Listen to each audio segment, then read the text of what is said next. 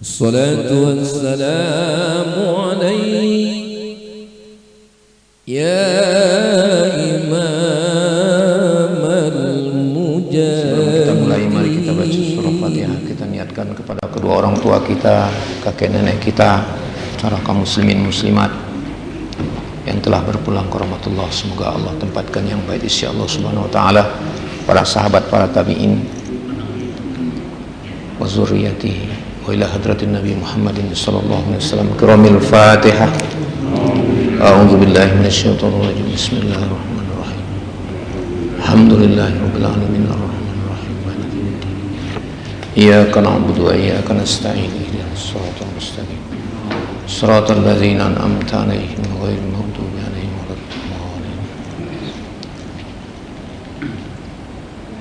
Alhamdulillahilladzi nahmaduhu wa nasta'inuhu wa nastaghfiruh wa na'udzu billahi min shururi anfusina wa min sayyiati a'malina. May yahdihillahu fala mudilla lahu wa may yudlilhu fala hadiya lahu. Asyhadu an la ilaha illallah wa asyhadu anna Muhammadan abduhu wa rasuluh la nabiyya ba'dah.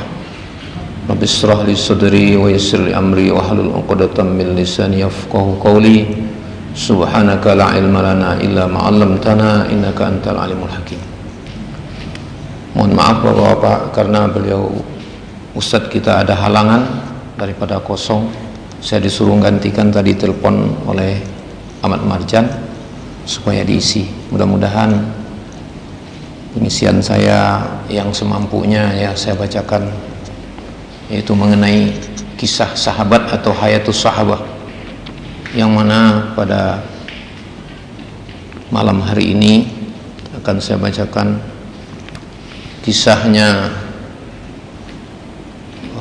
Abu Bakar Siddiq masuk Islam yang didakwah oleh Rasulullah sallallahu alaihi wasallam.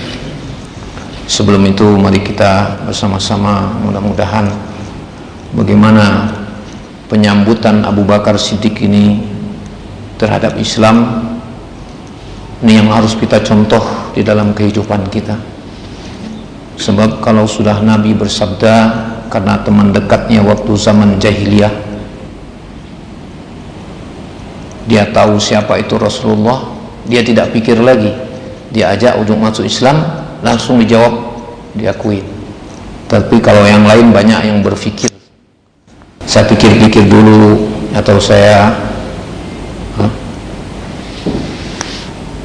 banyak orang yang ragu-ragu tentang Islam. Tetapi kalau yang namanya Abu Bakar Siddiq langsung diajak, langsung terima.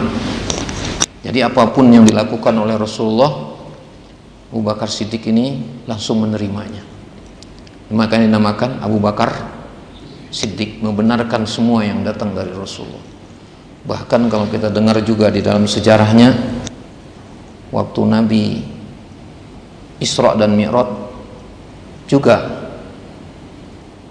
walaupun semalam suntuk saja bisa dia ke Sidratul Muntaha, dari Masjidil Haram ke Masjidil Aqsa langsung menghadap kepada Allah Subhanahu wa taala. Abu Bakar membenarkannya. Orang-orang kafir semuanya tidak ada yang setuju. Kamu sudah gila. Nabi Muhammad dibilang gila. Tapi ini kebenaran apa yang disampaikan oleh Rasulullah ini, mereka betul-betul yakin. Dan sehingga saya baca juga di dalam sejarahnya Abu Bakar Siddiq ini, seluruh hartanya Pak, waktu peperangan Tabuk itu Umar mau mengalahin Abu Bakar dalam berinfak di jalan Allah. Dia mengatakan begini ya, Umar bin Khattab, ya Rasulullah, sekarang saya akan mengalahi Abu Bakar dalam berinfak. Separuh dari harta saya kasihkan di jalan Allah. Kemudian ditanya kepada Abu Bakar, wahai Abu Bakar, apa yang kau infakkan?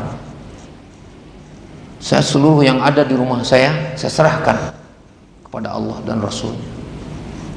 Mungkin barang kita nggak sanggup Pak ya, seperti Abu Bakar Siddiq. Inilah Abu Bakar Siddiq. Sehingga Rasulullah memuji kepada Abu Bakar ini, saya belum bisa melihat orang yang seperti Abu Bakar. Kata Rasulullah SAW. Rasulullah mengatakan, seluruh harta Abu Bakar saya pakai seperti harta saya sendiri. Nah, inilah Abu Bakar Siddiq. Dia begitu kayanya, sampai saya baca di dalam kisahnya itu 5.000 dinar digunakan semuanya, diserahkan kepada Rasulullah SAW untuk perjuangan Islam. Inilah hadirin yang berbahagia, suatu contoh dalam kehidupan kita. Makanya dinamain Abu Bakar Siddiq. Ini saya akan bacakan kisahnya. Dia pertama masuk Islam. Dakwahun Nabi SAW li Abi Bakar radhiyallahu anhu. Akhrajal Hafizu Abul Hasan Al-Atrabulsi an Aisyah radhiyallahu anha qalat kharaja Abu Bakar yuridu Rasulullah sallallahu alaihi wasallam wa kana lahu siddiqan fil jahiliyah falakiyahu faqala ya Abul Qasim huditta min majalisi qaumika wantahamuka bil aibi li abaiha wa ummahatiha. Faqala Rasulullah sallallahu alaihi wasallam, ini Rasulullah ad'uka ila Allah. Falamma faragha min kalami aslama Abu Bakar. Fantalaqa anhu Rasulullah sallallahu alaihi wasallam. Wa ma bainal aqsabaini ahadun aksaru sururan minhu bil islami Abi Bakr. Wa madha Abu Bakrin faraha li Utsman bin Affan wa Talhah bin Ubaidillah wa Zubair bin Awam wa Sa'ad bin Abi Waqqas fa aslamu summa ja'al ghada bi Utsman bin Mat'una wa Abi Ubaidah bin Jarrah wa Abdurrahman bin Auf wa Abi Salamah bin Abdul Asad wal Arqam bin Abil Arqam fa aslamu kaza fil bidayah. Dikeluarkan oleh Hafiz Abdul Hasan At-Trabulsi daripada Aisyah radhiyallahu anha, katanya Abu Bakar telah keluar untuk menemui Rasulullah sallallahu alaihi wasallam, dan mereka kedua adalah sahabat baiknya di waktu zaman jahiliyah. Jadi Abu Bakar Siddiq ini teman dekatnya, dari kecil sudah berteman gitu. Jadi kalau ibarat kita mah taman akrabnya Pak, sudah tahu siapa yang namanya Rasulullah, siapa itu Abu Bakar. Dia berdua. Abu Bakar pun menemui baginda Rasulullah SAW dan berkata kepadanya, wahai Abul Qasim. Jadi Rasulullah ini namanya, anaknya namanya Qasim, makanya namain Abul Qasim. Kaummu telah kehilanganmu dari sisi mereka. Mereka membuat tuduhan bahwa engkau melakukan keaiban terhadap nenek moyang mereka.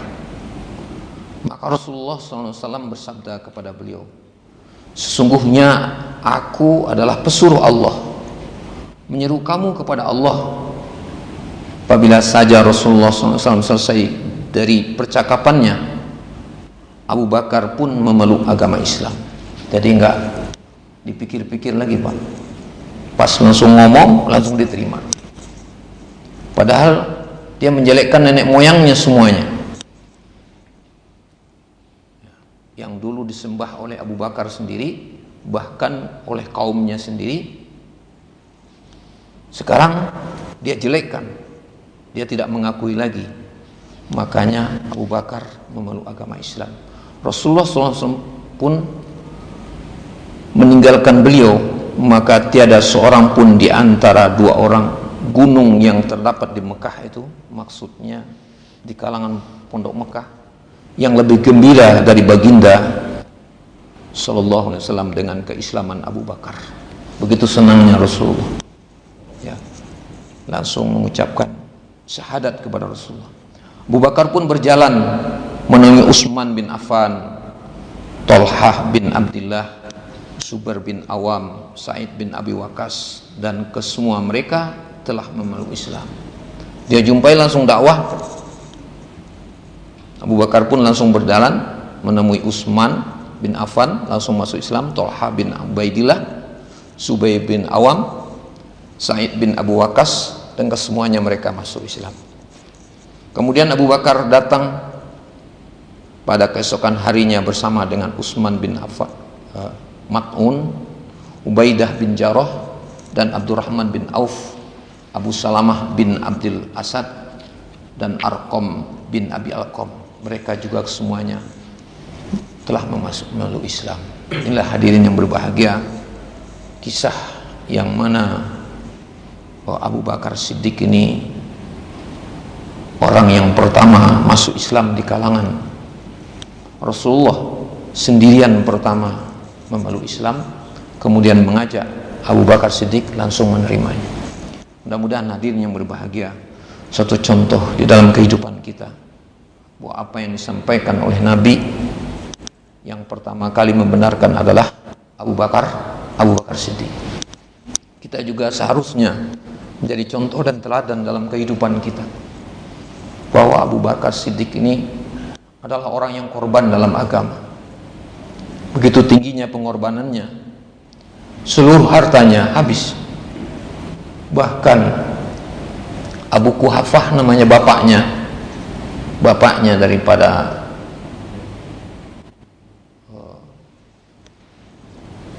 Abu Bakar ini, namanya Abu Quhafah, juga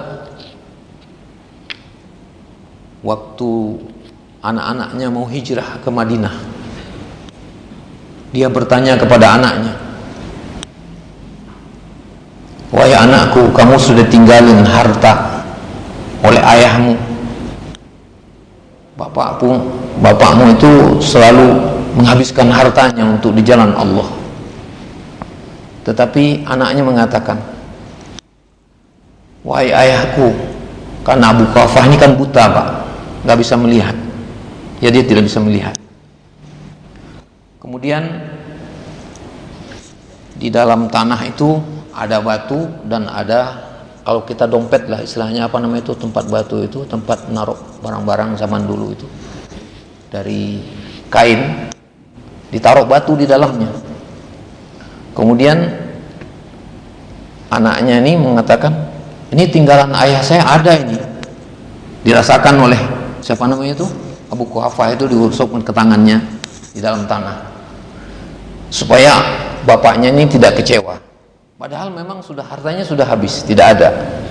Begitulah Rasulullah waktu itu dia mengatakan kepada Aisyah ini kan anaknya, "Wahai Aisyah, kamu sedikit pun tidak ditinggalkan harta waktu hijrah ke Madinah." Beliau mengatakan, "Ada ya ayah, nih hartanya." Dipegangin, masukin ke dalam lubang, padahal itu batu, Pak, di dalam kain. Ini peninggalan ayah saya, padahal tidak ada ditinggalkan harta. Inilah suatu contoh dalam kehidupan kita bahwa bagaimana perjuangan Abu Bakar Siddiq membantu baginda Rasulullah SAW dalam perjuangan agama ini. Begitu tingginya nilainya dan membenarkan semua apa yang disampaikan oleh baginda Rasulullah SAW. Mudah-mudahan ini suatu contoh dan teladan dalam kehidupan kita, bagaimana pengorbanan sahabat Abu Bakar Siddiq di dalam memperjuangkan agama ini, sehingga di saat itu orang berlomba-lomba masuk Islam. Ini lantaran apa? Lantaran akhlak Nabi, dan lantaran Nabi itu orang mempunyai akhlak yang sangat tinggi. Mudah-mudahan apapun yang kita dengar dari percakapan ini yang saya bacakan di dalam satu kisah sahabat ini, walaupun sangat pendek, tetapi ini cukup memberikan pelajaran yang sangat berharga untuk kita, bahwa di dalam perjuangan agama ini perlunya adanya pengorbanan, ya, pengorbanan diri, pengorbanan harta, pengorbanan segala-galanya untuk agama ini.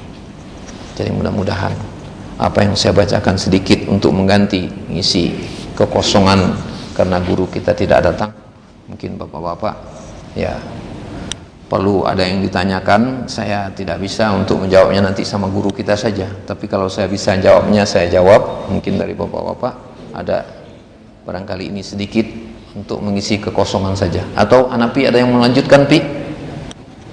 Ada yang perlu disampaikan, Pi? Masih ada waktu 20 menit lagi. Nanti mengosongan, ini saja sedikit. Bagaimana dakwahnya Rasulullah kepada Abu Bakar Siddiq, sehingga ini suatu kisah yang sangat luar biasa di dalam kehidupan kita, suatu contoh bahwa Abu Bakar Siddiq ini luar biasa dalam memperjuangkan, membantu agama ini, sehingga mendapat salam dari Allah langsung bahwa Abu Bakar ini dijamin surga untuknya. Di antara 10 sahabat ini sudah dikirim salam oleh Allah langsung kepada Rasulullah SAW. Mudah-mudahan kita juga di dalam kehidupan ini mencontoh kehidupan yang orang-orang yang sukses, dunia dan akhirat. Di antaranya sahabat yang 4 yang kita tahu, Abu Bakar, Umar, Utsman dan Ali. Bagaimana pengorbanan beliau ini sehingga dikatakan sahabat Nabi. Kita pun tidak kalah, Pak, dengan sahabat Nabi. Sebab kenapa saya katakan kita tidak kalah? Kita ini mungkin bisa lebih sama dengan mereka. Kenapa? Karena pernah dikatakan oleh Rasulullah, saya sangat rindu ketemu dengan saudara saya. Apakah saya ini bukan saudaramu? Kata sahabat Nabi. Saya ini kan saudara kamu. Oh bukan, kamu sahabatmu. Kalau saudaraku nanti dia tidak pernah melihat aku, tidak berjumpa dengan aku, dia yakin dengan aku. Inilah saudaraku, kata Nabi. Nah, kita ini dianggap orang yang paling hebat, Pak, dibandingkan para sahabat. Diakui oleh Nabi sebagai saudaranya. Saya baca di dalam sebuah hadis ditanyakan seperti itu. Engkau bukan sahabat, engkau adalah sahabatku, tapi saudaraku nanti dia tidak pernah ketemu dengan aku dan tidak pernah melihat aku, tetapi dia yakin kepadaku. Ini keyakinan kita, Pak, lebih tinggi daripada sahabat, karena kita tidak berjumpa dengan Rasulullah. Kalau sahabat langsung bertemu dengan Rasulullah, kita tidak berjumpa. Jadi ini suatu kegembiraan buat kita. Saya ingin ketemu dengan saudara-saudaraku. Rasulullah sampai mengatakan begitu. Kan bukan aku nih saudaramu, bukan engkau sahabatku. Dan saudaraku siapa? Yang tidak pernah berjumpa dengan aku, tidak pernah melihat aku, dia yakin kepada aku. Jadi mudah-mudahan keyakinan kita, Bapak Din yang berbahagia, bagaimana cintanya kita kepada Rasulullah dan para sahabatnya, insya Allah nanti inilah yang harus kita tanamkan pada diri kita. Mudah-mudahan sedikit apa yang saya sampaikan ada manfaatnya untuk saya juga, untuk kita semua, untuk pelajaran yang sangat berharga kepada kita. Karena alhamdulillah saya bacakan sebuah hadis bagaimana kisahnya, dakwahnya Rasulullah kepada Abu Bakar Siddiq. Mungkin ada dari bapak-bapak yang perlu ditanyakan. Kalau ada nanti kita tanyakan kepada ustadz kita, saya permisi, kalau ada saya bisa jawab, nanti akan saya jawab. Ini mudah-mudahan sedikit apa yang saya sampaikan ada manfaatnya untuk kita bersama.